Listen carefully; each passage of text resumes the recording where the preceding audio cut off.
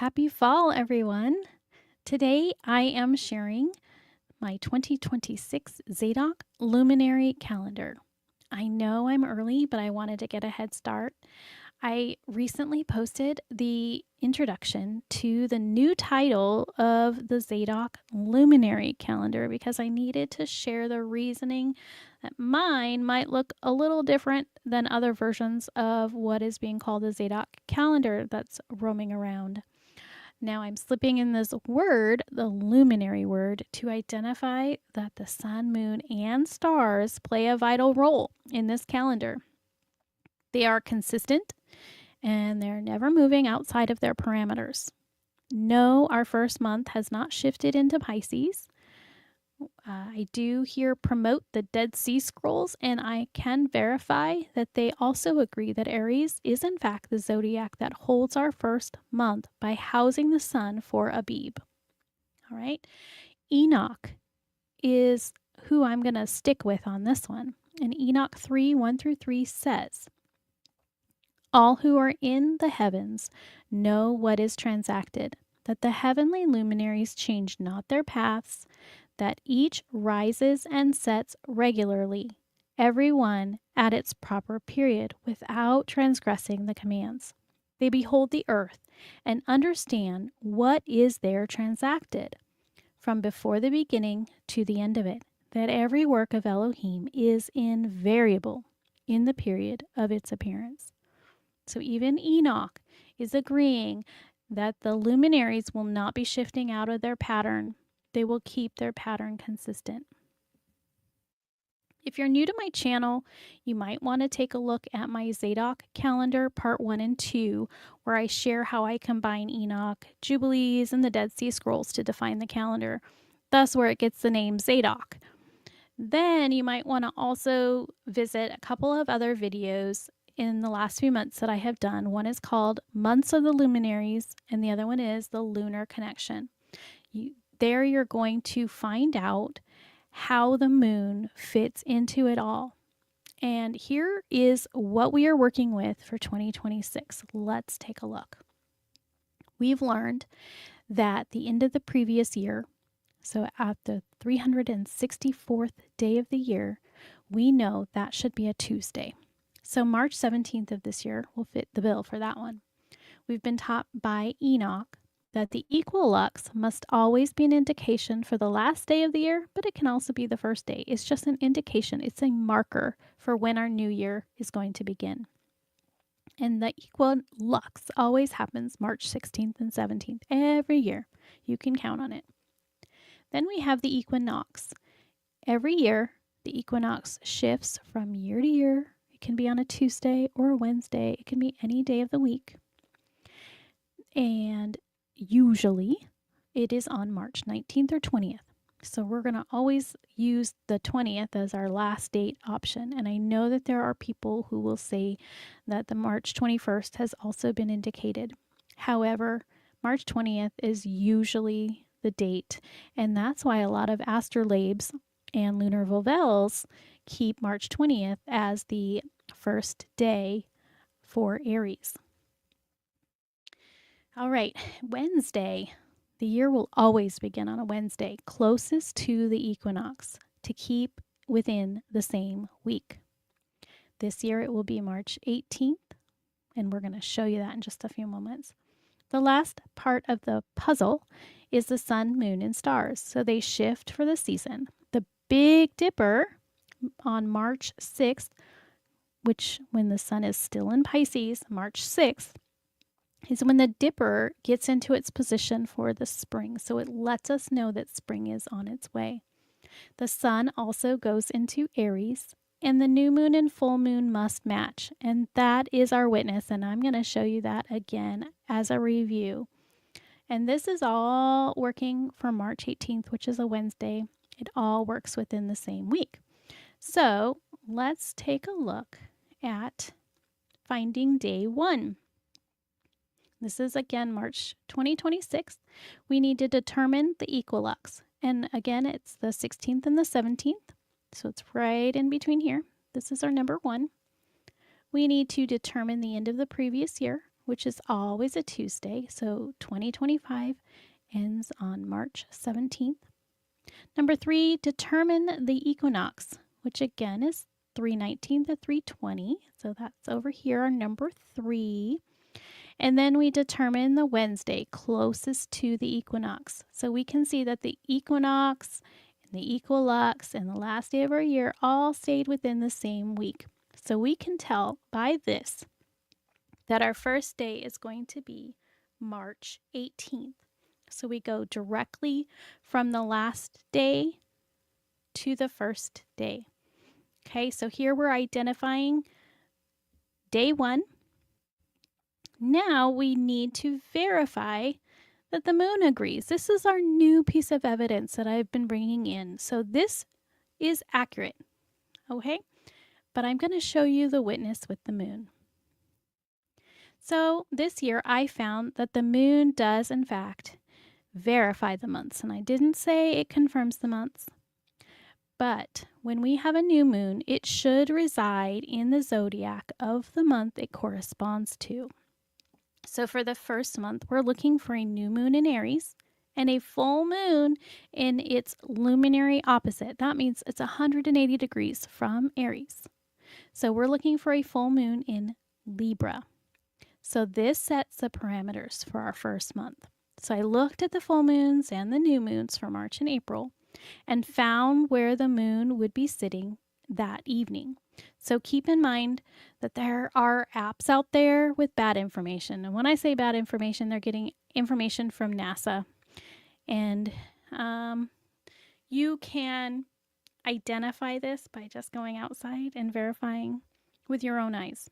But this is why I also encourage people to get a lunar Volvel and an astrolabe so you can go out and verify with your own eyes, right?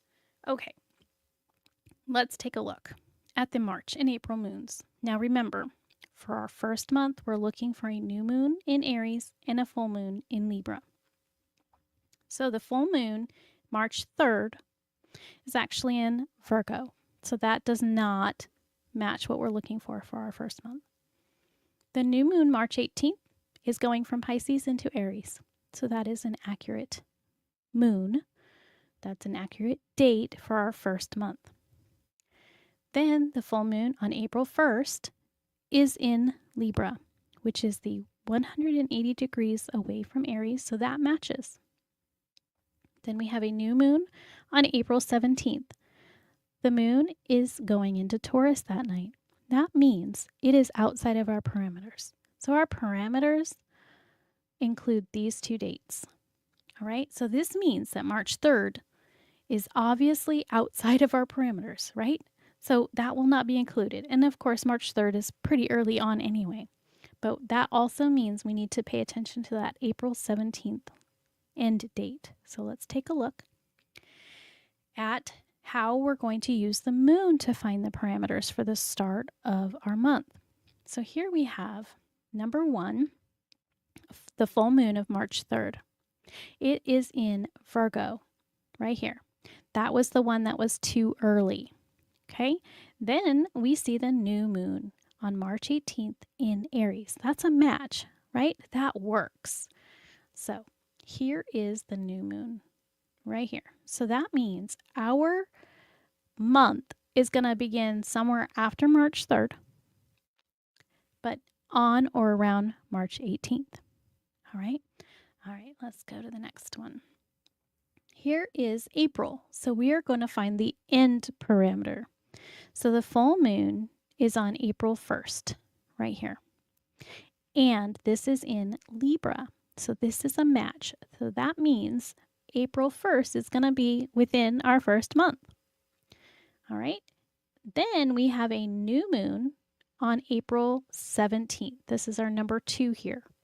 This new moon is the one that was going into Taurus. So that doesn't match the indicators that we're looking for. That means that the month is going to end before March 17th. Okay, so we know that our last month ends before the 17th. So keep that in mind. We're going to put all these parameters together. So we know that the month begins after March 3rd, but includes March 18th and April 1st. Okay, but the month must end before April 16th. So taking a look here, it must be after March 3rd. My date here is March 18th. Does it include March 18th and April 1st? Yes, it does. March 18th, April 1st. Does it end before April 17th? Yes, it does. Ends on the 16th.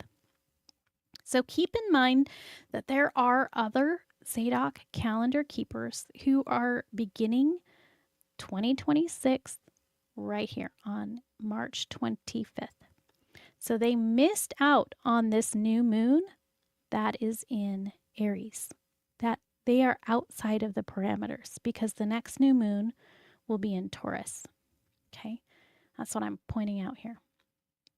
So for our second month, the new moon will be going into Taurus right here. Okay, and the full moon is going into Scorpio. So the other Zadok calendar keepers are, let's see here, they're ending right here. So they are already in Taurus too soon. They're in Taurus still for their first month. All right, that's what I'm trying to point out here. So right here on these pictures, this is using the app that I like to use, the Moon app. And it is showing April 17th. The moon is in Taurus. That's this one right here. And May 1st, the moon is in Scorpio. Okay, I just wanted to give you another view. This app is actually pretty accurate, so that's the one that I would use to find. Otherwise, you can go outside with your lunar volvel and find out where that moon is. All right, so if this all seems too complicated and you don't really want to try to dig into where the moon is, keep in mind the moon is given for the witness. It's not too complicated, all right? It's just verification for you. So I'm just showing you how to verify. So we're keeping the correct parameters of our months. The moon is the witness. So just remember to start the year on the closest Wednesday to the equinox. Totally simple, totally doable. The moon is just our witness. All right. So we are caught up with when the new year starts. Not January, obviously. That's for sure. So I did have a few of you asking for this 2026 calendar, as I know that many people are already coming out with their calendars, even though we have plenty of time, right? But I wanted to get this out to show you how we're starting the year. I want to encourage you to take the next few months to dig into the calendar. Don't just follow me, but truly seek it out and get some tools in your belt. Do the luminaries make sense in the other versions of the Zadok calendar? Are you testing them? Do they include the moon in the clock? Remember that the moon is similar to the minute hand on a clock, and the sun is similar to the hour hand. Both are required. So knowing the zodiac's position in the sky is just like the numbers on a clock so we can tell the time, right? So let me leave you with this. Matthew 7 through 11. Ask, and it will be given to you. Seek, and you will find. Knock, and it will be open to you. For everyone who asks receives, and the one who seeks finds, and to the one who knocks it will be open. Or which one of you, if his sons ask him for bread, will give him a stone? Or if he asks for a fish, will give him a serpent? Folks, it takes participation. Asking, seeking, and knocking are all action words. So take the time, pray, seek, go out. Yes, I know it's cold. But look at the sky every night that you can have an opportunity to do so. Pull out your lunar volvelle and astrolabe. Match your findings and use it to your advantage. So our ancestors knew all of this information. They knew the timekeeping secrets. They knew that the sun, moon, and stars were all vital in the clock. So you should do that too. Learn the ways, the ancient ways. Let's get back to it and verify. Again, don't just listen to me. Verify by going outside and looking for yourself. Do these things make sense? All right. I have posted the calendar on the description of my page on YouTube. So you can go up to the description and click on the link, as well as going to the link for my blog website and take a look there. And yes, I did include the second year priestly cycle in the calendar. So I hope that all makes sense to you. If you have questions, please let me know and we can work on all of this together. Be blessed, everyone.